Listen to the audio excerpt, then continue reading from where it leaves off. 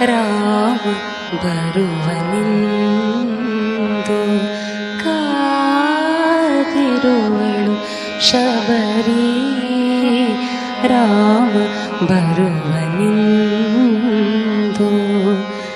ತನ್ನ ಪೂಜೆಗೊಳ್ಳುವನೆಂದು, ತನ್ನ ಪೂಜೆಗೊಳ್ಳುವನೆಂದು ಕಾದಿರುವಳು ಶಬರಿ. ರಾಮ ಬರುವನೆಂದು ತನ್ನ ಪೂಜೆಗೊಳ್ಳುವನೆಂದು ಕಾದಿರುವಳು ಶಬರಿ. ರಾಮ ಬರುವನೆಂದು.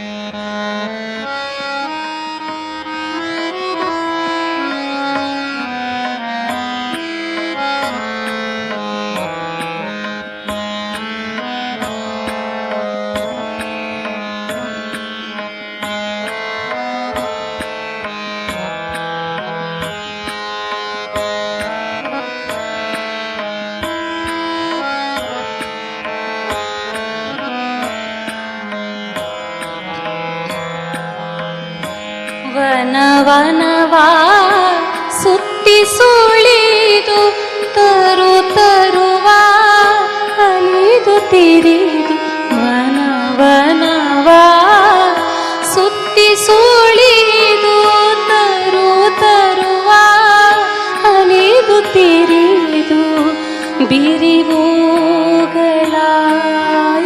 ತಂದು ತಣಿವಣ್ಗಳಾಯ್ದು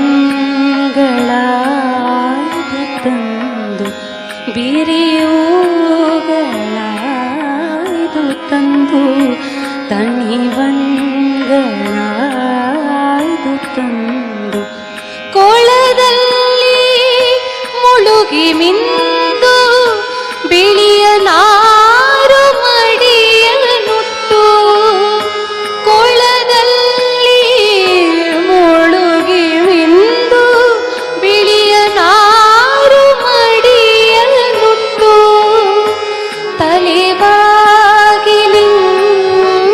ಬಂದು ಹೊಸತಿಲಲಿ ಕಾದು ನಿಂದು, ತಲೆಬಾಗಿಲಿಂಗೆ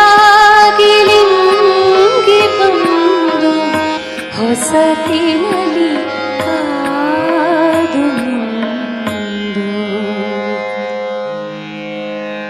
ರಾಮ ಬರುವನೆಂದು ತನ್ನ ಪೂಜೆಗೊಳ್ಳುವನೆಂದು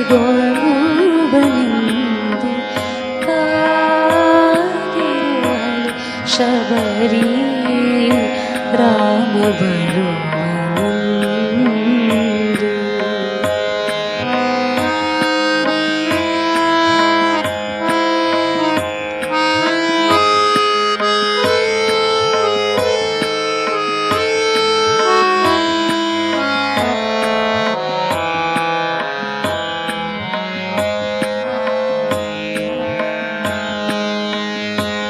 ಎಲೆಗಾಳಿ ತೀಡುತ್ತಿರಲು ಕಿವಿಗೆತ್ತಿ ಆಲಿಸುವಳು, ಎಲೆಗಾಳಿ ತೀಡುತ್ತಿರಲು ಕಿವಿಗೆತ್ತಿ ಆಲಿಸುವಳು, ಎಲೆ ಅಲುಗೆ ಗಾಳಿಯಲ್ಲಿ ನಡೆಸಪ್ಪುಳಿಂದು ಬಗೆದು, ಎಲೆ ಅಲುಗೆ ಗಾಳಿಯಲ್ಲಿ ನಡೆಸಪ್ಪುಳಿಂದು ಬಗೆದು, ದೂರಕ್ಕೆ ನೋಳ್ಪೆನೆಂದು ಮರವೇರಿ ದಿಟ್ಟಿಸುವಳು, ದೂರಕ್ಕೆ ನೋಳ್ಪೆನೆಂದು ಮರವೇರಿ ದಿಟ್ಟಿಸುವಳು, ಗಿರಿ ಮೇಲ ಕೈ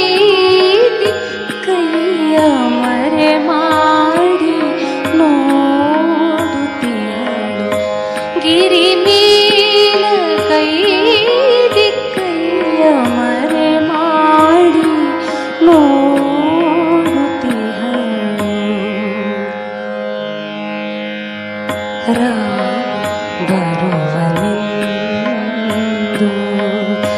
ತನ್ನ ಪೂಜೆಗೊಳ್ಳುವನೆಂದು ಕಾದಿರುವಳು ಶಬರಿ. ರಾಮ ಬರುವನೆಂದು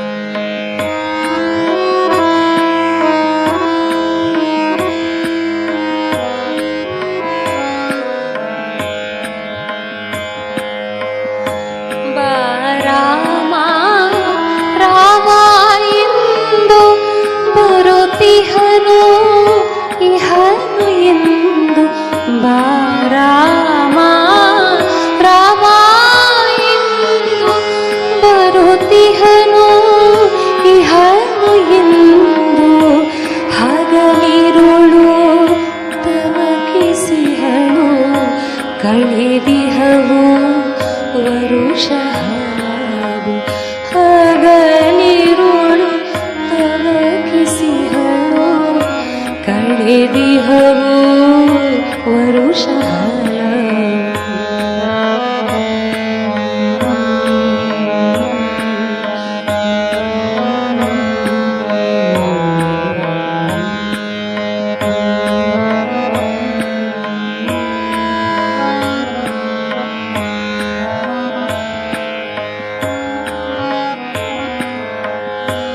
ಬಂದಾನೋ ಬಾರನೋ ಕಂಡಾನೋ ಕಾಣನೋ ಬಂದಾನೋ ಬಾರನೋ ಕಂಡಾನೋ ಕಾಣನೋ ಎಂದೆಂದು ಜಪಿಸಿ ತಪಿಸಿ ಶಂಕಾ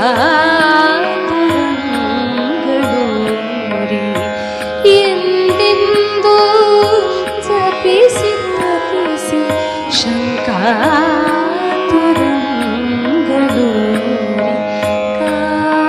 ಕಾದಿರುವಳು ಶಬರಿ. ರಾಮ ಬರುವನೆಂದು ತನ್ನ ಪೂಜೆಗೊಳ್ಳುವನೆಂದು ಕಾದಿರುವಳು ಶಬರಿ. ರಾಮ ಬರುವನೆಂದು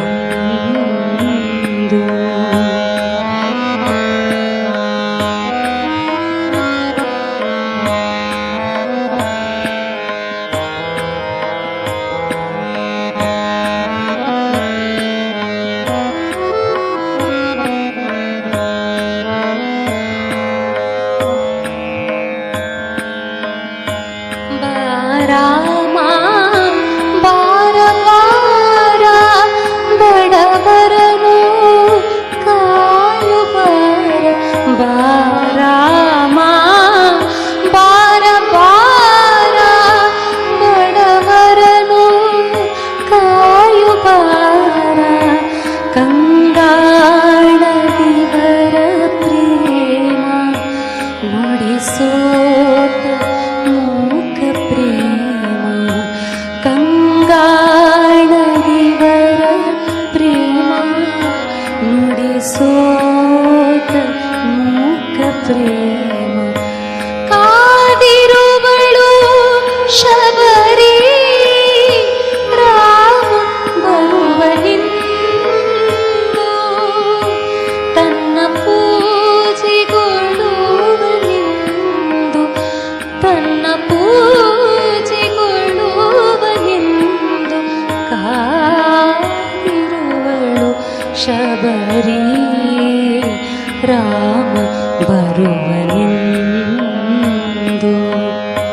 ತನ್ನ ಪೂಜೆಗೊಳ್ಳುವನೆಂದು ಕಾದಿರುವಳು ಶಬರಿ. ರಾಮ ಬರುವನೆಂದು ರಾಮ ಬರುವನೆಂದು ರಾಮ ಬರುವನೆಂದು.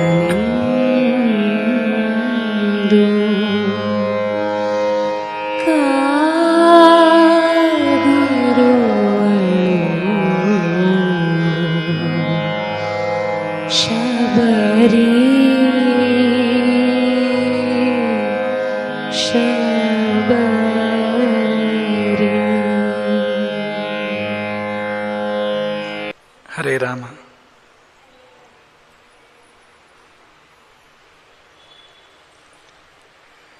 ಕರುಣ ರಸದ ಕೋಡಿ ವರಿವ ಕಟಾಕ್ಷದ ಪರತತ್ವ ವರೂಪವಾಲಾಪದ ವರ ಪುಣ್ಯಮಯ ಶರೀರದ ನಿರಾಭಾರಿ ಗುರುವಿರಲಿ ಎನ್ನ ಮಾನಸದಿ.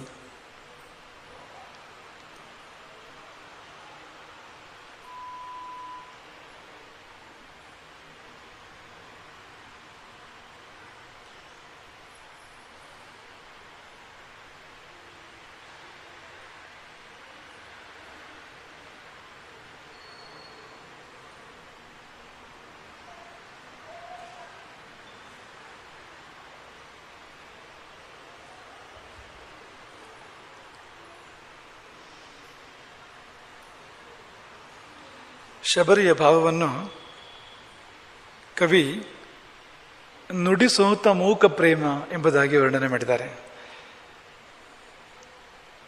ನೀವು ಆಲಿಸಿದ ಶಬರಿಯ ಪದದ ಕೊನೆಯ ಸಾಲು ಅದು. ನುಡಿಸೋತ ಮೂಕ ಪ್ರೇಮ. ಆ ಪ್ರೇಮ ಮೂಕ, ಅದಕ್ಕೆ ಭಾಷೆ ಇಲ್ಲ. ಅದಕ್ಕೆ ಭಾಷೆ ಇಲ್ಲ ಅಂದರೆ ಭಾಷೆ ಅಷ್ಟು ಹತ್ರ ಬರ್ಲಿಕ್ಕೆ ಸಾಧ್ಯ ಇಲ್ಲ ಅಂತ. ಎಲ್ಲಿ ಶಬರಿಯ ಭಾವ ಇದೆಯೋ ಅಷ್ಟೇ ಹತ್ರದಲ್ಲಿ ಯಾವುದೇ ಶಬ್ದಗಳಿಲ್ಲ, ಅದನ್ನು ಅಭಿವ್ಯಕ್ತಪಡಿಸಲಿಕ್ಕೆ ಸಾಧ್ಯ ಇಲ್ಲ. ಹಾಗಾಗಿ ನುಡಿಸೋತ ಮೂಕ ಪ್ರೇಮ. ಈಗ ಭಾಷೆ ಇಲ್ಲ ಅಂತ ಬೇರೆ ಅರ್ಥದಲ್ಲಿ ಬಳಸೋದು ಉಂಟು. ನಿನಗೆ ಭಾಷೆ ಇಲ್ವಾ ಅಂತ ಕೇಳೋದು ಉಂಟು. ಆ ಅರ್ಥ ಅಲ್ಲ. ಯಾಕಲ್ಲ ಅಂದರೆ ಅಲ್ಲಿ ನುಡಿ ಸೋತಿದೆ. ನೋಡಿ, ಇದು ಇತ್ತೀಚಿನ ಒಬ್ಬರು ಕವಿ ಬರೆದಿರ್ತಕ್ಕಂಥ ಪದ ಇದು, ನುಡಿಸೋತ ಮೂಕ ಪ್ರೇಮ. ನೀವು ಬಹಳ ಹಿಂದೆ ವೇದಗಳಿಗೆ ಹೋದರೂ ಕೂಡ ಇದೇ ಮಾತಿದೆ. ಅಲ್ಲೂ ಕೂಡ ಯಥೋ ವಾಚೋ ನಿವರ್ತಂತೆ ಅಪ್ರಾಪ್ಯ ಮನಸ್ಸಾ ಸಹ. ಮಾತು ಹಿಂದಿರುಗುವಲ್ಲಿ, ಮನಸ್ಸು ಮಾತುಗಳು ತಲುಪಲಾಗದೆ, ಆ ಸ್ಥಾನವನ್ನು ತಲುಪಲಾಗದೆ ಹಿಂದಿರುವಲ್ಲಿ ಅಲ್ಲಿದೆ ರಾಮತತ್ವ, ಬ್ರಹ್ಮತತ್ವ ಎಂಬುದಾಗಿ. ಹಾಗಾಗಿ ಇದನ್ನು ಆಧರಿಸಿ ಶ್ರೀ ಸಂದೇಶ ಕೊಡೋದು ಬಹಳ ಕಷ್ಟ ಇದೆ. ಯಾಕೆಂದರೆ ಇದು ನುಡಿಸೋತ ಮೂಕ ಪ್ರೇಮ, ಕಂಗಾಣ ದೇವರ ಪ್ರೇಮ, ನುಡಿಸೋತ ಮೂಕ ಪ್ರೇಮ. ಈ ಶಬರಿಯ ಭಾವಕ್ಕೆ ಪ್ರತೀಕ್ಷೆ ಎಂಬುದಾಗಿ ಹೆಸರು, ಕಾಯುವಿಕೆ ಎಂಬುದಾಗಿ ಹೆಸರು. ಸಾಮಾನ್ಯವಾಗಿ ಸಂಸ್ಕೃತ ಭಾಷೆಗೆ ತುಂಬ ಶಕ್ತಿ ಇದೆ. ಅಲ್ಲಿ ಒಂದೊಂದು ಶಬ್ದಗಳು ಕೂಡ ಅರ್ಥವನ್ನು ಮುಟ್ಟಿ ಬರ್ತವೆ. ಈ ತಪಸ್ಸು ಎಂಬ ಶಬ್ದ ಇದೆ. ಉದಾಹರಣೆಗೆ, ತಪಸ್ಸು ಎಂಬುದು ಆ ತಪನೆಯನ್ನು, ಅಂದರೆ ಕಾಯುವಿಕೆ, ಬೇಯುವಿಕೆಯನ್ನು ಮುಟ್ಟಿ ಬರುವಂಥ ಒಂದು ಶಬ್ದ. ಅದು ಬೇರೆ ಭಾಷೆಗಳಲ್ಲಿ ಅಂಥ ಶಬ್ದ ಇರೋದಿಲ್ಲ. ಆದರೆ ಈ ಶಬ್ದ ಕನ್ನಡದಲ್ಲಿ ಈ ಕಾಯುವಿಕೆ, ತಪಸ್ಸು ಅಂತ ಹೇಳ್ತಾರಲ್ಲ, ಕಾಯುವಿಕೆ ಎನ್ನುವುದು ಅದೇ ಅರ್ಥದಲ್ಲಿ, ಅದೇ ಭಾವದಲ್ಲಿ ಇರ್ತಕ್ಕಂಥದ್ದು. ಕಾಯುವಿಕೆ ಅಂದರೆ ಪ್ರತೀಕ್ಷೆ ಅಂತಲೂ ಅರ್ಥ ಇದೆ. ಕಾಯುವಿಕೆ ಅಂದರೆ ಕಾಜುವುದು, ಬೆಂಕಿಯ ಬೇಗೆಯಲ್ಲಿ ಕಾಯುವುದು, ಕಾಯಿಸುವುದು ಅಂತೆಲ್ಲ ಹೇಳ್ತಾರಲ್ಲ, ಆ ತಪ ಅನ್ನೋ ಶಬ್ದ ಅಂಶವನ್ನು ಹೇಳ್ತಕ್ಕಂಥದ್ದು ಅಂತ. ಹಾಗಾಗಿ ಅದು ತುಂಬ ಶ್ರೇಷ್ಠವಾಗಿರುವಂಥದ್ದು. ಈಗ ಕಾಯುವಿಕೆ ಎನ್ನುವುದು ಸಮಯ ಹರಣ ಅಲ್ಲ, ಸಮಯ ಎಲ್ಲ ವ್ಯರ್ಥ ಆಯಿತು ಕಾದು. ಮನುಷ್ಯರ ಬಗ್ಗೆ ಕಾದರೆ ಹಾಗೆ ಇರ್ತದೆ. ನೀವು ದೇವರ ಬಗ್ಗೆ, ಗುರುವಿನ ಬಗ್ಗೆ, ಸತ್ಯದ ಬಗ್ಗೆ ಕಾದರೆ ಆ ಕಾಯುವ ಸಮಯ ಪೂರ್ತಿ ಸಾರ್ಥಕ. ಯಾಕೆಂದರೆ ಆ ಸಮಯದಲ್ಲಿ ಆ ತಪ, ಆ ಕಾಯುವಿಕೆ, ಬೇಯುವಿಕೆ ನಮ್ಮನ್ನು ಶುದ್ಧ ಮಾಡ್ತಾ ಇರ್ತದೆ. ಚಿನ್ನವು ಬೆಂಕಿಯಲ್ಲಿ ಶುದ್ಧವಾದ ಹಾಗೆ. ಮೇಲ್ನೋಟಕ್ಕೆ ಬೆಂಕಿಯಲ್ಲಿ ಚೇನನ್ನು ಹಾಕಲಾಗಿದೆ ಪಾಪ ಅಂತ ಅನಿಸಿದ್ರು ಕೂಡ ನಿಜವಾಗಿ ಚಿನ್ನಕ್ಕೆ ಏನಾಗೋದಿಲ್ಲ. ಆದರೆ ಚಿನ್ನದಲ್ಲಿರ್ತಕ್ಕಂಥ ಕಲ್ಮಶವನ್ನು ಬೆಂಕಿ ಸುಟ್ಟು ಚಿನ್ನವನ್ನು ಶುದ್ಧ ಮಾಡ್ತದೆ. ಹಾಗೆ ಯಾವುದೇ ಬಗೆಯ ಕಾಯುವಿಕೆಗಳು ನಮ್ಮನ್ನು ಶುದ್ಧಗೊಳಿಸ್ತವೆ, ನಮ್ಮನ್ನು ಯೋಗ್ಯರನ್ನಾಗಿ ಮಾಡ್ತವೆ. ಇನ್ನೂ ಸಿಕ್ಕಿಲ್ಲ ಅಂದರೆ ಅದಕ್ಕೆ ಅರ್ಥ ನಾವು ತಪಸ್ಸು ಮಾಡಬೇಕು ಅಂತ. ತಪಸ್ಸಿಗೆ ಅರ್ಥ ನಮ್ಮನ್ನು ಯೋಗ್ಯರನ್ನಾಗಿ ಮಾಡುವಂಥದ್ದು, ನಮ್ಮಲ್ಲಿನ ದೋಷಗಳನ್ನು ಕಳೆದು ನಮ್ಮನ್ನು ಇನ್ನೂ ಶುದ್ಧರನ್ನಾಗಿ ಮಾಡುವಂಥದ್ದು ಅಂತ. ಹಾಗಾದಾಗ ತಾನಾಗಿ ಅವನು ಪ್ರಕಟವಾಗ್ತಾನೆ, ಒಲಿದು ಬರ್ತಾನೆ. ಅಲ್ಲಿವರೆಗೂ ಅವನೇ ಒಳಗಿದ್ದು ನಮ್ಮ ಪ್ರಕೃತಿಯಲ್ಲಿ ಪರಿವರ್ತನೆಗಳನ್ನು ಮಾಡ್ತಾ ಇರ್ತಾನೆ, ಪ್ರಕೃತಿಯನ್ನು ಹದಗೊಳಿಸ್ತಾ ಇರ್ತಾನೆ. ಅಂಥದ್ದೊಂದು ಅದ್ಭುತ ಸಂಗತಿ. ಆ ಕಾಯುವಿಕೆ ವ್ಯರ್ಥ ಅಲ್ಲವೇ ಅಲ್ಲ. ಕಾಯುವಿಕೆಗೆ ದ್ವಾರ ಅದು. ದೇವರನ್ನಾಗಲಿ, ಗುರುವನ್ನಾಗಲಿ, ಸತ್ಯವನ್ನಾಗಲಿ, ತತ್ವವನ್ನಾಗಲಿ ಸೇರುವುದಕ್ಕೆ ಕಾಯುವಿಕೆಯೇ ಎಲ್ಲಕ್ಕಿಂತ ದೊಡ್ಡ ದ್ವಾರ ಎಂಬುದನ್ನು ತೋರಿಸಿದವಳು ಶಬರಿ. ಅವಳು ಬೇರೆ ಏನೂ ಮಾಡಲಿಲ್ಲ, ಅವಳು ಪ್ರತೀಕ್ಷೆ ಮಾಡಿದಳು. ಪ್ರತೀಕ್ಷೆ ಎಷ್ಟು ಕಾಲ ಅಂದರೆ ಕಳೆದಿಹವು ವರುಷ ಹಲವು, ಬಾರಾಮ ರಾಮ ಎಂದು ಬರುತ್ತಿಹನು ಇಹನು ಎಂದು. ಈಗ ಬರ್ತಾ ಇದ್ದಾನೆ, ಇನ್ನೇನು ಬಂದ್ಬಿಟ್ಟ ಎನ್ನುವ ಹಾಗೆ ಪ್ರತಿಕ್ಷಣ ಇರುವಂಥದ್ದು. ಕಲ್ಪನೆ ಮಾಡ್ಕೊಳ್ಳಿಕ್ಕೆ ಆಗೋದಿಲ್ಲ ಅಂತ. ಒಂದು ದಿನ ಒಂದು ಕ್ಷಣ ಅಲ್ಲ. ಬರುತ್ತಿಹನು ಇಹನು ಎಂದು ಹಗಲಿರುಳು ತವಕಿಸಿಹಳು, ಕಳೆದಿಹವು ವರುಷ ಹಲವು. ಯಾರ ಮನಸ್ಸಾದ್ರೂ ಕರಗಬೇಕು ಈ ಸಾಲುಗಳಲ್ಲಿ. ಆ ಕಳೆದಿಹವು ವರುಷ ಹಲವು ಅನ್ನುವಾಗ ಎಂಥ ಕಲ್ಲು ಮನಸ್ಸು ಕೂಡ ಕರಗಬೇಕು ಅಂತ. ಅಂಥ ಪ್ರತೀಕ್ಷೆ ಅದು. ಆ ಪ್ರತೀಕ್ಷೆಯಲ್ಲಿ ಪ್ರತಿಕ್ಷಣವೂ ರಾಮನಿದ್ದಾನೆ. ಶಬರಿಯ ಹೃದಯದಲ್ಲಿ ಪ್ರತಿಕ್ಷಣವೂ ರಾಮ, ಒಂದು ಕ್ಷಣ ಬಿಡದೆ. ಮನಸ್ಸು ಅತ್ತ ಇತ್ತು ಹೋಗಲೇ ಇಲ್ಲ. ಕಾದು ಕಾದು ಸಾಕಾಯ್ತು, ಅವಳಿಗೆ ಸಾಕಾಗಲೇ ಇಲ್ಲ, ಅವಳಿಗೆ ಬೇಕಾಯ್ತು ಮತ್ತು ಮತ್ತು ಕೂಡ. ಹಾಗೆ ಪ್ರತಿನಿತ್ಯ ಕಾಯುವಂಥದ್ದು, ಪ್ರತಿನಿತ್ಯ ವನವನವ ಸುತ್ತಿ ಸುಳಿದು, ಪ್ರತಿನಿತ್ಯ ತರುವ ನಲೆದು ತಿರಿದು. ತಿರಿದು ಅಂದರೆ ಬೇಡಿ ಅಂತ ಅರ್ಥ ಇದೆ ಕನ್ನಡದಲ್ಲಿ. ಅದಕ್ಕೆ ತಿರುಕ ಅಂತ ಹೇಳ್ತಾರಲ್ಲ, ತಿರಿಯುವುದು ಅಂದರೆ ಬೇಡುವುದು ಅಂತ. ವೃಕ್ಷಗಳಲ್ಲಿ ಭಿಕ್ಷೆ ಬೇಡುವಂಥದ್ದು ಅಂತ, ರಾಮನಿಗಾಗಿ ಹಣ್ಣು ಕೊಡುವಂಥ ಇಂಥ ಭಾವ ನೋಡಿ. ನಾವು ಹಣ್ಣು ಕೀಳುವುದು, ಹೂವು ಕೀಳುವುದು ಅಂತ ಹೇಳ್ತೇವೆ. ಎಂಥ ಕ್ರೂರ ಶಬ್ದ ಅದು. ಹೂವು ಕಿತ್ತು, ಹಣ್ಣು ಕಿತ್ತು. ಆದರೆ ಶಬರಿ ಹಾಗಲ್ಲ, ಹೂವನ್ನು ಹಣ್ಣನ್ನು ತಿರಿದು ಅಂತ.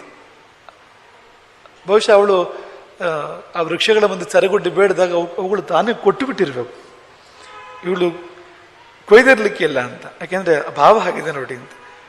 ತರುವ ನಲೆದು ತಿರಿದು, ಬಿರಿ ಹೂಗಳ ಆಯ್ದು ತಂದು, ತನಿ ಬಣ್ಗಳ ಆಯ್ದು ತಂದು, ಕೊಳದಲ್ಲಿ ಮುಳುಗಿ ಮಿಂದು, ಬಿಳಿಯ ನಾರು ಮಡಿಯ ನುಟ್ಟು. ಇಷ್ಟೆಲ್ಲ ಸಿದ್ಧತೆ ಮಾಡಿಕೊಂಡು, ಪ್ರತಿದಿನ ಸಿದ್ಧತೆ ಮಾಡಿಕೊಂಡು ತಲೆವಾಗಿ ಲಿಂಗೆ ಬಂದು ಹೊಸತಿರಲ್ಲಿ ಕಾದು ನಿಂದು. ಬಾಗಿಲಿಗೆ ಬಂದು ಕಾಯ್ತಾಳೆ, ಈಗ ರಾಮ ಬರ್ತಾನೆ. ಎಷ್ಟು ಅದ್ಭುತವಾಗಿದೆ ಈ ಭಾವ. ಇದು ನಿಜವಾದ ತಪಸ್ಸು, ನಿಜವಾದ ಕಾಯುವಿಕೆ. ನೀವು ಕೇಳಬೇಕಾಗಿಲ್ಲ ಯಾವ ಗ್ರಂಥದ ಪ್ರಕಾರ, ಯಾವ ಶಾಸ್ತ್ರದ ಪ್ರಕಾರ ಶಬರಿ ತಪಸ್ಸು ಮಾಡ್ತಾ ಇದ್ಲು, ಯಾವ ಪುಸ್ತಕದಲ್ಲಿ ಹೇಳಿದೆ ಶಬರಿ ತಪಸ್ಸು ಮಾಡುವ ವಿಧಾನ, ಯಾವುದರಲ್ಲೂ ಹೇಳಿಲ್ಲ. ಆದರೆ ಪುಸ್ತಕ ನೋಡಿ ಅವಳು ತಪಸ್ಸು ಮಾಡಬೇಕಾಗಿಲ್ಲ. ಅವಳು ತಪಸ್ಸು ಮಾಡಿದ್ದು ನೋಡಿ ಪುಸ್ತಕ ಬರಿಬೋದು, ಗ್ರಂಥ ಬರಿಬೋದು, ಹೀಗೆ ಮಾಡ್ಲಿಕ್ಕಿರುವಂಥದ್ದು ಅಂತ, ಅಂಥದ್ದು ಅದು ಅಂತ.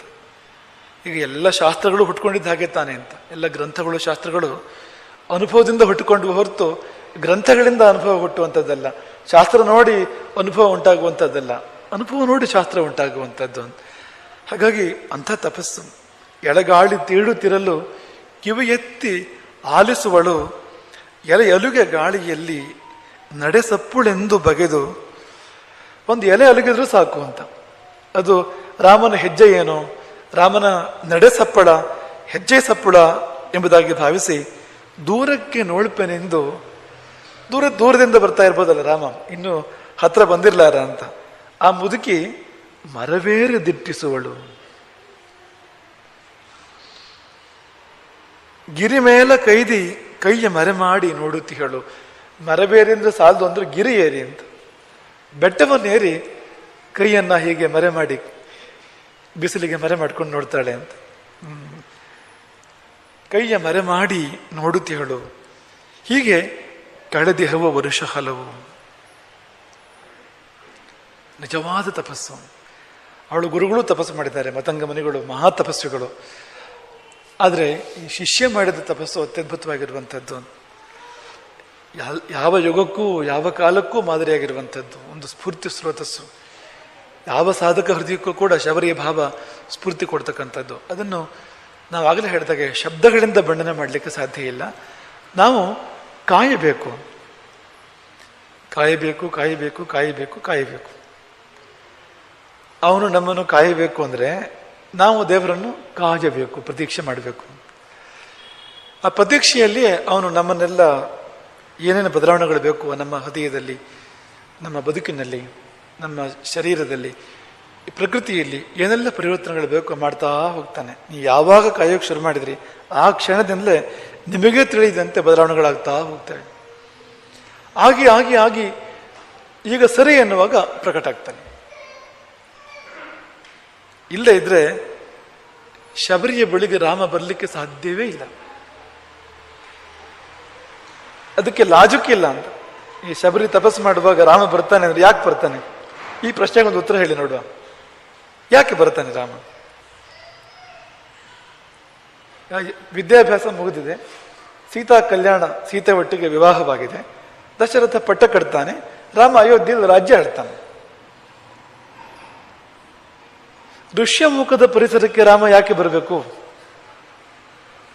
ಕಾರಣವೇ ಇಲ್ಲ, ಅದಕ್ಕೆ ತರ್ಕ ಇಲ್ಲ ಅಂತ. ಈ ಭಾವಗಳೆಲ್ಲ ತರ್ಕಕ್ಕೆ ಮೇಲೆ ಇರ್ತಕ್ಕಂಥದ್ದು ಅನ್ನೋದು ಇದೇ ಕಾರಣಕ್ಕೆ. ಶಬರಿ ಭಾವಿಸಿದ್ರೆ, ರಾಮ ಬರ್ತಾನೆ ಅಂತ ಭಾವಿಸಿದ್ರೆ ಹುಚ್ಚಿ. ಈ ನಮ್ಮ ನಿಮ್ಮಂಥವ್ರು ಆಕೆಯನ್ನು ನೋಡಿದ್ರೆ ಇದೇ ಶಬ್ದ ಬಳಸುವಂಥದ್ದು ಅಂತ, ಹುಚ್ಚಿ. ರಾಮ ಎಲ್ಲಿ ಬರ್ತಾನೆ? ಒಂದು ವೇಳೆ ರಾಮನಿಗೆ ರಾಜ್ಯಭ್ರಂಶ ಏರ್ಪಟ್ಟರೂ ಕೂಡ ಕಾಡಿಗೆ ಹೋದ್ರೆ ಅವನು ಇಲ್ಲಿಗೆ ಯಾಕೆ ಬರಬೇಕು? ಚಿತ್ರಕೂಟಕ್ಕೆ ಬರ್ಬೋದು ರಾಮ, ಚಿತ್ರಕೂಟದಲ್ಲಿ ವನವಾಸವನ್ನು ಮಾಡಬಹುದು. ಬೇಡ, ಭರತ ಬಂದ, ಸೈನ್ಯ ಬಂತು, ಪುರಜನರೆಲ್ಲ ಬಂದ್ರು, ದಾರಿ ಗೊತ್ತಾಯ್ತು, ನಾಳೆಯಿಂದ ಪುನಃ ಬಂದ್ಬಿಡ್ತಾರೆ ಅಂದ್ರೆ ಅಲ್ಲಿಂದ ಹೊರಟು ದಂಡಕಾರಣ್ಯದಲ್ಲಿ ಎಲ್ಲೋ ಇರ್ಬೋದು ರಾಮ. ಪಂಚವಟಿಯಲ್ಲಿ ಸ್ಥಿರವಾಗಿ ವಾಸ ಮಾಡಬಹುದು, ಮಾಡಿದ್ದು ಕೂಡ. 13 ವರ್ಷ ಕಳೆದು ಹೋಗಿತ್ತು, ಇನ್ನು ಒಂದೇ ವರ್ಷ ಉಳಿದಿದ್ದು ಅಂತ. ಬಹುಶಃ ಏನೂ ಘಟನೆ ಇಲ್ಲದೇ ಇದ್ರೆ 14ನೇ ವರ್ಷ ಮುಗಿಸ್ಕೊಂಡು ರಾಮ ಅಯೋಧ್ಯೆಗೆ ಹೋಗ್ತಾನೆ. ಆದ್ರೆ ಅಯೋಧ್ಯೆಗೆ ಹೋಗುವ ರಾಮ ಈ ಕಡೆ ತಿರುಗಬೇಕಾಗಿ ಬಂದಿದ್ದು ನೋಡಿ. ಸೀತಾಪಹರಣ ಆಯಿತು, ಜಟಾಯುವಿನ ಮೋಕ್ಷ, ಜಟಾಯುವಿನ ವಧೆ ಏರ್ಪಟ್ಟಿತು. ಜಟಾಯು ದಾರಿ ಹೇಳ್ದ, ಯಾವ ಕಡೆಗೆ ಸೀತೆಯನ್ನು ರಾವಣ ಕದ್ದೊಯ್ದಿದ್ದಾನೆ. ಹುಡುಕಿಕೊಂಡು ಹೋದಾಗ ಕಬಂಧ ಸಿಕ್ಕಿದ. ಕಬಂಧನಿಗೆ ವಿಮುಕ್ತಿಯಾಗುವಾಗ ಅವನು ಹೇಳಿ ಹೋದ. ಸೀತೆಯನ್ನು ಹುಡುಕುವಂತಹ ಸೇವಕರು ಅತ್ತ ಋಷ್ಯಮುಖದ ಪರಿಸರದಲ್ಲಿ ಸಿಗ್ತಾರೆ. ಸುಗ್ರೀವ ಇದ್ದಾನೆ ಇಲ್ಲಿ, ಅವನ ಸಹಚರರಿದ್ದಾರೆ. ಸುಗ್ರೀವನ ಚಿಕ್ಕ ಕಾರ್ಯ ಇದೆ, ಮಾಡಿಕೊಡೋದನ್ನು. ಆತ ವಾನರರ ಒಡಗೂಡಿ ಸೀತೆಯನ್ನು ಹುಡುಕೊಡ್ತಾನೆ ಎಂದು ಹೇಳಿದ ಕಬಂಧ ಅದೇ ಉಸಿರಿನಲ್ಲಿಯೇ ಅಲ್ಲಿ ಶಬರಿ ನಿನ್ನನ್ನು ಕಾಯ್ತಾ ಇದ್ದಾಳೆ ಅಂತ, ಆಕೆಗೆ ಮೋಕ್ಷ ಕೊಟ್ಟು ಹೋಗುವ. ಹೀಗೆ ರಾಮ ಬಂದಿದ್ದು ಅಂತ, ಶಬರಿ ಇರುವಲ್ಲಿಗೆ ಅಂತ.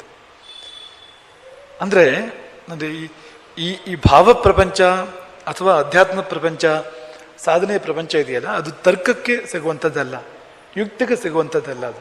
ಅದು ಕೇವಲ ಭಾವಭಕ್ತಿಗೆ ಸಿಕ್ಕುವಂಥದ್ದು ಮತ್ತು ದಕ್ಕುವಂಥದ್ದು ಅಂತ. ಅವಳಿಗೆ ಎಷ್ಟು ನಂಬಿಕೆ, ಶಬರಿ ಕಾಯ್ತಾ ಇದ್ದಾಳಲ್ಲ, ವರ್ಷಗಟ್ಟಲೆಯಿಂದ ಕಾಯ್ತಾ ಇದ್ದಾಳಲ್ಲ. ನಾವು ಕಲ್ಪಿಸಿಕೊಳ್ಳಿಕ್ಕಾದ್ರೂ ಸಾಧ್ಯವಾ ಅಂತ, ಹೀಗೊಂದು ಪ್ರತೀಕ್ಷೆಯನ್ನು ಕಲ್ಪನೆ ಮಾಡ್ಲಿಕ್ಕಾದ್ರೂ ಸಾಧ್ಯವಾ ಅಂತ ಇದೇ ಪ್ರಶ್ನೆ ಬರುತ್ತೆ. ಯಾಕೆ ಬರಬೇಕು ರಾಮ? ಯಾಕೆ ಬರ್ತಾನೆ ಇಲ್ಲಿಗೆ, ನಿನ್ನ ಗುಡಿಸಲಿಗೆ? ಚಕ್ರವರ್ತಿ, ಸೂರ್ಯವಂಶದ ಚಕ್ರವರ್ತಿ ಇಲ್ಲಿಗೆ ಯಾಕೆ ಬರಬೇಕು? ನಿನ್ನ ಎಂಜಲು ಹಣ್ಣುಗಳನ್ನು ಯಾಕೆ ತಿನ್ಬೇಕು ರಾಮ? ಅಂದ್ರೆ ಇಡೀ ಪ್ರಪಂಚವೇ ಪರಿವರ್ತನೆಯಾಗಿ ಅದಕ್ಕೆ ಬೇಕಾದ ಸನ್ನಿವೇಶ ನಿರ್ಮಾಣವಾಗ್ತದೆ. ಅಂತಹದೊಂದು ಭಾವ ನಮ್ಮಲ್ಲಿ ಏರ್ಪಟ್ರೆ ಆ ಭಾವಕ್ಕೆ ತಕ್ಕಂತೆ ಪ್ರಪಂಚ ಪರಿವರ್ತನೆ ಆಗ್ತದೆ. ಗ್ರಹಗಳು, ನಕ್ಷತ್ರಗಳು ಪರಿವರ್ತನೆ ಆಗ್ಬೋದು, ಭೂಮಿಯ ವಾತಾವರಣ ಪರಿವರ್ತನೆ ಆಗ್ಬೋದು, ಸನ್ನಿವೇಶಗಳು, ಘಟನೆಗಳು ಏರ್ಪಡ್ಬೋದು. ಅಂತೂ ಇದೆಲ್ಲವೂ ಆಗಿ ರಾಮ ಶಬರಿಯ ಬಾಗಿಲಲ್ಲಿ. ಕೊನೆಗೊಂದು ದಿನ ತಲೆಬಾಗಿಲಿಂಗೆ ಬಂದು ಹೊಸತಿರಲ್ಲಿ ಕಾದು ನಿಂದು ಅಂದ್ರೆ ಮುಂದುಗಡೆ ಕಣ್ಣು ಮುಂದೆ ರಾಮ. ನೋಡಿ ಆ ಕವಿ ಎಷ್ಟು ಚೆನ್ನಾಗಿ ಹೇಳಿದ್ದಾರೆ. ಬಡವರನ್ನು ಕಾಯು ಬಾರ, ಬಾ ರಾಮ ಬಾರ ಬಾರ, ಬಡವರನ್ನು ಕಾಯು ಬಾರ. ಅಂದ್ರೆ ಬಲ ಇಲ್ಲದೆ ಇರುವವರು, ಅವರಿಗೆ ಯಾರು ದಿಕ್ಕು? ಅವರಿಗೆ ಭಗವಂತನೇ ದಿಕ್ಕು. ಯಾರಿಗೆ ಶಕ್ತಿ ಇಲ್ಲ, ಯಾರಿಗೆ ಐಶ್ವರ್ಯ ಇಲ್ಲ, ಸಾಮರ್ಥ್ಯ ಇಲ್ಲ, ಅಂಥವ್ರಿಗೆ ಯಾರು ಗತಿ ಅಂದ್ರೆ ಅಂಥವ್ರಿಗೆ ಭಗವಂತನೇ ಗತಿ. ಅಂಥವರೇ ಭಾಗ್ಯವಂತರು. ಯಾಕೆಂದ್ರೆ ಯಾರಿಗೆ ಶಕ್ತಿ ಇದೆಯೋ, ಯಾರಿಗೆ ಐಶ್ವರ್ಯ ಇದೆಯೋ ಅವ್ರಿಗೇನು ಬೇಕಾಗಿಲ್ವಲ್ಲ. ಹಾಗಾಗಿ ಅವ್ರಿಗೆ ಸಿಕ್ಕದೇ ಇರ್ಬೋದು ಭಗವಂತ. ಆದ್ರೆ ಬಡವರಿಗೆ ಭಾವವು ಇದ್ದು ಬಿಟ್ರೆ ಅಲ್ಲಿ ಭಗವಂತ ಬರುವಂಥದ್ದು ಖಂಡಿತ ನಿಶ್ಚಿತ. ಎಲ್ಲೋ ಒಂದ್ ಕಡೆ ಕೃಷ್ಣನ ಒಂದು ಮಾತು, ನನಗೆ ಯಾರ ಮೇಲೆ ಅನುಗ್ರಹ ಮಾಡಬೇಕು ಅಂತ ಅನ್ನಿಸ್ತದೆಯೋ ಮೊದಲು ಅವರನ್ನು ಬಡವರನ್ನಾಗಿ ಮಾಡ್ತೇನೆ. ಯಸ್ಯ ಅನುಗ್ರಹ ಮಿಚ್ಛಾಮಿ ತಸ್ಯ ವಿತ್ತಂ ಭರಾಮ್ಯಹಂ. ಯಾರ ಮೇಲೆ ನಾನು ಅನುಗ್ರಹ ಮಾಡ್ತೇನೋ ತಸ್ಯ ವಿತ್ತಂ ಭರಾಮ್ಯಹಂ, ಅವರ ಸಂಪತ್ತನ್ನು ಅಪಹರಿಸ್ತೇನೆ. ಯಾಕೆಂದ್ರೆ ಅವರಿಗೆ ಭಾವ ಬರ್ತದೆ, ಆಗ ದೈನ್ಯ ಬರ್ತದೆ, ಭಾವ ಬರ್ತದೆ, ಶರಣಾಗತಿ ಬರ್ತದೆ. ಅದೇ ಹಣ ಇದ್ದಾಗ ಅಥವಾ ಅಧಿಕಾರ ಇದ್ದಾಗ, ಅವಕಾಶ ಇದ್ದಾಗ, ಜನರಿದ್ದಾಗ ಸೊಕ್ಕಿರ್ತದೆ ಒಂದು. ಆ ಸೊಕ್ಕಿರುವಲ್ಲಿವರೆಗೆ ಅವನಿಗೆ ದೇವರ ನೆನಪಾಗೋದಿಲ್ಲ. ಹಾಗಾಗಿ ಕೆಲವು ಸಾರಿ ಭಗವಂತನೇ ಬಡತನವನ್ನು ವರವಾಗಿ ಕೊಡೋದುಂಟು. ಕುಚೇಲನಿಗೆ ಅಥವಾ ಸುಧಾಮನಿಗೆ ಭಗವಂತ ಸಂಪತ್ತು ಕೊಟ್ಟಾಗ ಇದು ಯಾಕೆ ಕೊಟ್ಟನಪ್ಪ ಅಂತ ಅನ್ಸ್ಬಿಡ್ತಂತ ಅವನಿಗೆ. ನಾನು ಚೆನ್ನಾಗಿದ್ನಲ್ಲ ಮೊದಲೇ, ಇದೆಲ್ಲ ಯಾಕೆ ಅಂತ, ಎರಮನ ಎಲ್ಲ ಅಂತ, ನನ್ನ ಮೇಲೆ ಬೇಜಾರಾಯ್ತಾ ಕೃಷ್ಣನಿಗೆ ಅಂತ, ಇದೆಲ್ಲ ಕೊಟ್ಟನಲ್ಲ ಅಂತ, ಹಾಗೆ ಅಂತ. ಹಾಗಾಗಿ ಅಂತಹದೊಂದು ಭಾವದ ಸಂದರ್ಭದಲ್ಲಿ ಭಗವಂತ ಒಲಿದು ಬರುವಂಥದ್ದು, ಇಷ್ಟು ಕಾಲ ಭಾವ ಒಡೆದು ಬರುವಂಥದ್ದು, ಎಷ್ಟೋ ವರ್ಷಗಳ ಕಾಲ ಭಾವ ಉಳಿದು ಬರುವಂಥದ್ದು, ಭಾವದ ತೀವ್ರತೆ ಕಡಿಮೆ ಆಗದೆ ಇರುವಂಥದ್ದು, ಆ ನಂಬಿಕೆ ಅಲುಗಾಡದೆ ಇರುವಂಥದ್ದು ಉತ್ಕೃಷ್ಟ.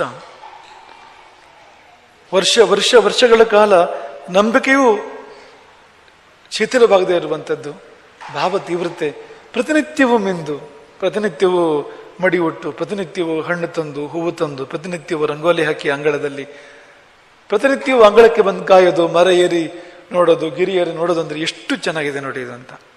ನಮಗೆ ಈ ಸಹನೆ ಇದೆಯಾ? ನಮ್ಮಲ್ಲಿ ಪ್ರತೀಕ್ಷಾ ಭಾವ ಇದೆಯಾ? ಇದ್ರೆ ರಾಮ ಇಲ್ಲೇ ಆ ಕ್ಷಣದಲ್ಲಿ ಏನು. ಹಾಗಾಗಿ ನಾವು ಅದನ್ನು ಕಲಿಬೇಕು. ಆ ಭಾವಕ್ಕೆ ಆ ಭಾವವನ್ನು ಬೇಡಬೇಕು. ನಾವು ಭಾವವನ್ನು ಬೇಡಬೇಕು. ಶಬರಿಯಲ್ಲ ಭಾವ ಇದ್ದು ಬಿಟ್ಟಿತ್ತು, ಹಾಗಾಗಿ ರಾಮ ಬಂದ. ನಮ್ಮಲ್ಲಿ ಭಾವ ಇಲ್ವಲ್ಲ, ಹಾಗಾಗಿ ಆ ಭಾವವನ್ನು ನಾವು ಪಡೆದುಕೊಳ್ಳಬೇಕು. ಯಾವುದು ಅಂದರೆ ಪ್ರತೀಕ್ಷಾ ಭಾವ, ಕಾಯುವಂಥ ಭಾವ, ಅದನ್ನು ನಾವು ಪಡೆದುಕೊಳ್ಬೇಕು. ನಮಗೆ ತುಂಬ ಗಡಿಬಿಡಿ ಇರ್ತದೆ. ನಮ್ಮ ಉಪಾಧ್ಯಾಯರು ಹೇಳ್ತಾ ಇದ್ದ ಹಾಗೆ, ಒಲೆಯ ಮೇಲೆ ನೀರಿಟ್ಟು ಬೇಳೆಯನ್ನು ಹಿತ್ತರಲ್ಲಿ ಇದೆಯಲ್ಲ ಅದನ್ನು ನೆಟ್ಟು ಅದು ಬಿಸಿಯಾಗೋದ್ರೊಳಗಾಗಿ, ನೀರು ಬಿಸಿ ಕುದಿಯೋದ್ರೊಳಗಾಗಿ ಅಲ್ಲಿ ಫಲ ಬಂದಿರಬೇಕು ಅಂತ. ಪೇಟೆಯಿಂದ ತಂದಿದ್ದಾನೆ, ಕಾಳುಗಳನ್ನು ತಂದಿದ್ದಾನೆ ಪೇಟೆಯಿಂದ. ಯಾರು ಹೇಳಿದ್ದಾರೆ, ಅದು ನೀನು ಒಂದೇ ಸತಿ ಅಡುಗೆ ಮಾಡಿ ಖರ್ಚು ಮಾಡಿದರೆ ಖರ್ಚಾಗಿ ಹೋಗ್ತದೆ, ಅದೇನಾದ್ರು ಕೃಷಿ ಮಾಡಿದರೆ ಒಂದಕ್ಕೆ 10 ಬರ್ತದೆ, ಅದು ನಿನಗೆ ತಿಂಗಳಾನ್ಗಟ್ಲೆ ಸಾಕಾಗ್ಬೋದು, ವರ್ಷಗಟ್ಲೆಯೂ ಸಾಕಾಗ್ಬೋದು ಅಂತ ಯಾರು ಹೇಳಿದ್ದಾರೆ. ಅದನ್ನು ಯಥಾವತ್ತಾಗಿ ಜಾರಿ ಮಾಡಿದ್ದಾನೆ. ಒಂದು ಸಣ್ಣ ಬದಲಾವಣೆ ಏನಂದ್ರೆ, ಒಲೆಯ ಮೇಲೆ ನೀರಿಟ್ಟಿದ್ದಾನೆ. ಒಲೆಯ ಮೇಲೆ ನೀರಿಟ್ಟು ಕಾಳುಗಳನ್ನು ಹಿತ್ತರಲ್ಲಿ ನೆಟ್ಟು ಅದು ಕುದಿಯೋದ್ರೊಳಗೆ ಬೆಳೆ ಬರಬೇಕು ಅಂತ. ಹೀಗೆಲ್ಲ ಗಡಿಬಿಡಿಯಲ್ಲಿ ನಮಗೆ ಅಲಭ್ಯವಾದ ಲಾಭ ಆಗೋದಿಲ್ಲ. ನಮಗೆ ಶ್ರೀರಂಗ ಮಹಾಗುರುಗಳ ನೆನಪಾಗ್ತದೆ. ಅವರ ಕಥೆಯಲ್ಲಿ ಒಂದು ಕಡೆ ಬರ್ತದೆ ಹೇಗೆ, ಅವರು ಬಹುದೊಡ್ಡ ಸಿದ್ಧ ಪುರುಷರವರು, ಯೋಗಿಗಳು, ಮಹಾಯೋಗಿಗಳವರು. ಯಾರೋ ಬಂದಿದ್ರಂತೆ ಅವರ ಬಳಿಯಲ್ಲಿ, ಅದೇನೋ ಯೋಗ ಈಗ ಹೇಳ್ಕೊಡ್ತೀರಂತಲ್ಲ ನೀವು, 6:45 ಟ್ರೈನ್ ಇದೆ, 6 ಕಾಲಾಗಿದೆ ಆಗಲೇ, ಟ್ರೈನಿಗೆ ಹೋಗ್ಬೇಕು, ಹೋಗೋದಕ್ಕೆ ಸ್ವಲ್ಪ ಸಮಯ ಬೇಕು, ಅದು ಹೇಳ್ಬಿಡಿ ಅದನ್ನ ಅಂತ. ಯಾವುದಕ್ಕೆ ನಾವು ಜನ್ಮ ಕೊಟ್ಟರೂ ಅದರ ಒಂದು ಅಂಶ ಕೂಡ ನಮಗೆ ಒಂದು ಬಿಂದುವಷ್ಟು ಕೂಡ ಅದನ್ನು ಅರ್ಥ ಮಾಡ್ಕೊಳ್ಳೋಕ್ಕೆ ಕಷ್ಟವೋ, ಅದನ್ನ ಅಂದರೆ ಟ್ರೈನಿಗೆ ಕಾಯೋ ಹೊತ್ತಲ್ಲಿ ಒಂದು 1/4 ಗಂಟೆ 10 ನಿಮಿಷದಲ್ಲಿ ಹೇಳ್ಬಿಡು ಅಂದ್ರೆ ಏನು ಹೇಳೋದು, ಅದನ್ನು ಎಲ್ಲಿಂದ ಶುರು ಮಾಡೋದು? ಈ ಮಹಾಭಾರತ 1,00,000ಕ್ಕಿಂತ ಹೆಚ್ಚಿನ ಶ್ಲೋಕಗಳಿದೆ ಮಹಾಭಾರತ. ಒಂದು 2 ನಿಮಿಷದಲ್ಲಿ ಹೇಳ್ಬಿಡು ಅಂದ್ರೆ ಏನು ಹೇಳೋದು, ಎಲ್ಲಿಂದ ಶುರು ಮಾಡೋದು, ಯಾವುದನ್ನು ಹೇಳೋದು ಯಾವುದನ್ನು ಬಿಡೋದು ಅಂತ. ಹಾಗಾಗಿ ತಾಳ್ಮೆ ಇಲ್ಲ ಅಂತ, ಇಲ್ಲ ಅಂತ. ನಮಗೆ ಈಗಿನ ಕಾಲದ ಗುಣ ಆಗಿದೆ. ಕಾಲ ಹೇಗೆ ಬಂದಿದೆ ಅಂದರೆ ತಾಳ್ಮೆಯೇ ಇಲ್ಲ. ಎಲ್ಲವೂ ಕೂಡಲೇ ಆಗಬೇಕು. ಒಂದು ಅಡುಗೆ ಅಂದರೆ ಕೂಡಲೇ ಮಾಡೋದು ಹೇಗೆ ಅದನ್ನ ಅಂತ, ರುಚಿಯಾಗೋದು ಹೇಗೆ ಅನ್ನೋದು ಆಮೇಲಿನ ವಿಷಯ, ಆರೋಗ್ಯಕ್ಕೆ ಒಳ್ಳೆಯದಾಗಿರೋದು ಆಮೇಲಿನ ವಿಷಯ, ಇನ್ಸ್ಟಂಟ್. ಈಗ ಅದು ಹೀಗಂದ್ರೆ ಬಂದ್ಬಿಡ್ಬೇಕು ಅಡುಗೆ ಅಂತ, ಅದು ಬರ್ತದೆ, ಆದರೆ ನಿಜವಾದ ಅಡುಗೆ ಆಗಿರೋದಿಲ್ಲ. ಅದು ಯಾವ ಸಂಸ್ಕಾರಗಳು ಒದಗಿ ಯಾವ ಪಕ್ವತೆ ಬರಬೇಕೋ ಅದಂತೂ ಬರೋದಿಲ್ಲ. ಆ ರುಚಿ ಆ ಪಕ್ವತೆ ಬರೋದಿಲ್ಲ ಅದಕ್ಕೆ ಅಂತ, ಆ ಶ್ರೇಷ್ಠತೆ ಇರೋದಿಲ್ಲ. ಹಾಗಾಗಿ ಉತ್ತಮವಾದ್ದು ಬೇಕಾ, ಕಾಯ್ಬೇಕು ಅಂತ. ಕಾಯ್ಲಿಕ್ಕೆ ಬೇಸರ ಮಾಡ್ಕೊಳ್ಬಾರ್ದು. ಯಾಕೆ ಬೇಸರ ಮಾಡ್ಕೋಬೇಕು? ನಮಗೆ ಯೋಗ್ಯತೆ ಇಲ್ಲ, ಇನ್ನು ನಮ್ಗೆ ಯೋಗ್ಯತೆ ಬರಬೇಕು. ನಮಗೆ ಯಾರ ಮೇಲೆ ಬೇಸರ ಮಾಡ್ಕೊಳ್ಳೋದು? ನೀವು ಕಾಯುವಿಕೆ ಅಂದ್ರೆ ಅದೇನೆ ಅಂತ, ಯೋಗ್ಯತೆಯ ಸಂಪಾದನೆ ಇದು ಅಂತ. ಹಾಗಾಗಿ ಆ ಸ್ಥಿರ ಭಾವ, ಸ್ಥಿರ ಭಕ್ತಿ ಇದ್ದಾಗ ಯೋಗ್ಯತೆ ನಮ್ಮಲ್ಲಿ ಉಂಟಾಗ್ತಾ ಹೋಗ್ತದೆ. ಅವನಿಗೆ ಕಾಯಿಸೋದಕ್ಕೋಸ್ಕರ ಕಾಯಿಸೋದಿಲ್ಲ ಭಗವಂತ. ಅವನು ಇಲ್ಲಿ ಬದಲಾವಣೆಗಳನ್ನು ಪ್ರಾರಂಭ ಮಾಡ್ತಾನೆ. ನಾವು ಬೇಕು ಅಂತ ಹೇಳಿದ ಕ್ಷಣದಿಂದ, ಅಪೇಕ್ಷೆ ಪಟ್ಟ ಕ್ಷಣದಿಂದ ಪರಿವರ್ತನೆಗಳನ್ನು ಪ್ರಾರಂಭ ಮಾಡ್ತಾನೆ. ಅಷ್ಟು ಸಮಯ ಬೇಕು ಅದಕ್ಕೆ. ಯಾಕಷ್ಟು ಸಮಯ ಬೇಕು ಅಂದರೆ, ಎಷ್ಟು ನಾವು ಹಾಳು ಮಾಡ್ಕೊಂಡಿದ್ದೇವೆ ಅಷ್ಟು ಸರಿ ಮಾಡಬೇಕು. ಎಷ್ಟು ಗಂಟುಗಳಾಗಿದ್ದು ಎಲ್ಲ ಗಂಟುಗಳನ್ನು ಬಿಡಿಸ್ಬೇಕಾದ್ರೆ ಆ ಸಮಯ ಅದಕ್ಕೆ ಬೇಕು ಅಂತ. ಶಬರಿಗೆ ಬೇಕಾಗಿದ್ದು ವರ್ಷಗಳು, ಆದರೆ ಜನ್ಮಗಳು ಬೇಕಾಗ್ಬೋದು, ಎಷ್ಟೋ ಜನ್ಮಗಳೇ ಬೇಕಾಗ್ಬೋದು ಅಂತ. ಯಾಕೆಂದ್ರೆ ಅಷ್ಟು ಗಂಟುಗಳು ಇರ್ಬೋದು, ಅಷ್ಟು ಕಲ್ಮಶಗಳಿರ್ಬೋದು ಅಂತ. ಹಾಗಾಗಿ ನಾವು ರಾಮ ಮರ್ಯಾದ ಪುರುಷೋತ್ತಮ, ರಾಮನ ನೋಡಿ ಕಲಿಯುವಂಥದ್ದು ಬಹಳ ಇದೆ. ಆದರೆ ಆಮೇಲೆ ರಾಮನ ಹತ್ರ ಹೋಗೋಣ, ಮೊದಲು ಶಬರಿ ಹತ್ರ ಹೋಗೋಣ. ಶಬರಿ ಹತ್ರ ಒಂದೇ ವಿಷಯ ಇದೆ, ಅದು ಇದೆ, ಕಾಯುವಿಕೆಗಿಂತ ದೊಡ್ಡ ತಪವಿಲ್ಲ ಅಂತ. ಆ ಪ್ರತೀಕ್ಷಾ ಭಾವ ಇದೆ ಶಬರಿಯಲ್ಲಿ. ಅದು ಒಂದನ್ನು ಪಡ್ಕೊಂಡ್ರೆ ಬದುಕು ಸಾರ್ಥಕವಾಗ್ತದೆ ಅಂತ. ಹಾಗಾಗಿ ಒಳ್ಳೆಯದನ್ನು ಬಯಸೋಣ. ನಿಜವಾಗಿ ಒಳ್ಳೆಯದು ಯಾವುದೋ ಜೀವನದಲ್ಲಿ, ನಿಜವಾಗಿ ಉತ್ಕೃಷ್ಟವಾಗಿರುವಂಥದ್ದು, ಶ್ರೇಷ್ಠವಾಗಿರುವಂಥದ್ದು ಯಾವುದೋ ಅದನ್ನು ಬಯಸೋಣ ಮತ್ತು ಅದು ಪ್ರಾಪ್ತವಾಗಲಿಕ್ಕೆ ಕಾಯೋಣ, ಶಬರಿಯ ಹಾಗೆ. ಹರೇ ರಾಮ. ಗೋಕರ್ಣ ಮಂಡಲಾಧೀಶ್ವರ ಶ್ರೀಮಜ್ಜಗದ್ಗುರು ಶಂಕರಾಚಾರ್ಯ ಶ್ರೀ ಶ್ರೀ ರಾಘವೇಶ್ವರ ಭಾರತೀ ಸ್ವಾಮಿ ಮಹಾರಾಜ್ ಕೀ